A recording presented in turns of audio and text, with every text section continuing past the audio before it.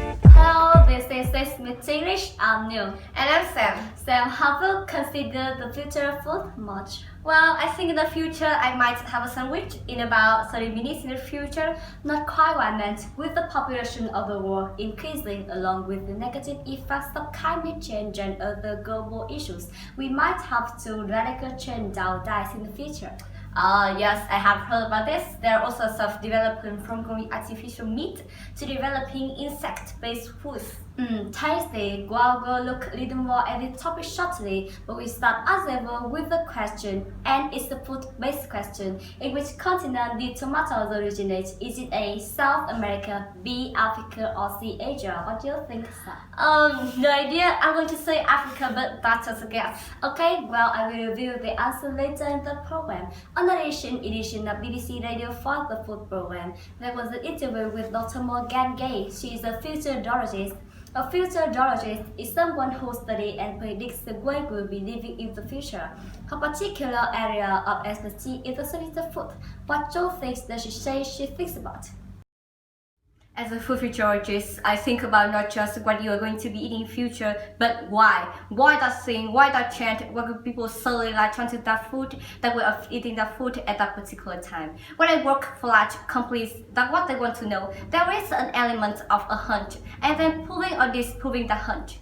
So what do you think does she think about? She says that as a food futurologist, she thinks about what we'll be eating in future and also why we'll be eating that food. Yes, in particular, she will describe that particular trend.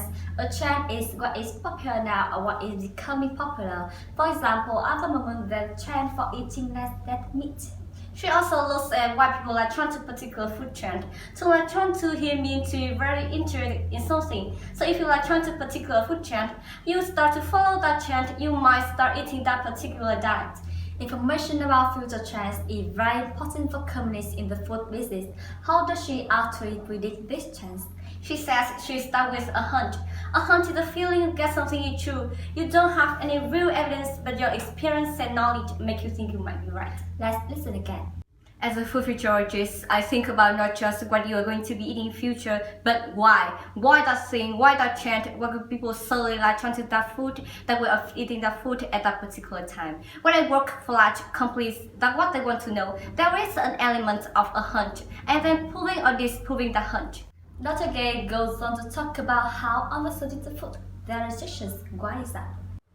Food business, of course, has different restrictions already because about safety. We are injecting that the supply chain and labor knows of restriction, especially in this country. So it takes a lot longer to get an idea from just a concept that's discussed around table to an actual production facility labeled, product testing, marketing, and put on the shelves. So why restrictions? Well, there is safety because we are ingesting food, which is where say we are putting it into our bodies. It has to be safe. It can be a long process of developing a new food and getting it into the shops because those need to be safe and met a lot of different countries. In the UK, she mentioned that the food safety laws are very changing. This means that the laws are very tough, very strict. Let's hold this again. Food business, of course, has different restrictions already because about safety. We are injecting that the supply chain and labor knows of restriction, especially in this country. So it takes a lot longer to get an idea from just a concept that's discussed around table to an actual production facility labeled, product testing, marketing, and put on the shelves. Right, well, before we review our vocabulary, let's get the answer to the question. In which continent did tomato originate? Is it A, South America, B, Africa, C, Asia? Sam, what do you say? I better guess at Africa. Well, I'm afraid that's not right. Congratulations to everyone who said South America. Right, let's recap our words and expressions. Okay, well, we started the word futurologist. This is a noun to describe someone who studies and predicts the way we will live in the future. Then we had trends. These words can describe what is popular now and the way in which what is popular is changing. For example, now we are seeing a trend for eating less red meat is a possible word. If you like trying something, you become interested in it and associate yourself with it. We heard that people very quickly like trying to food trends. The leg was hunch.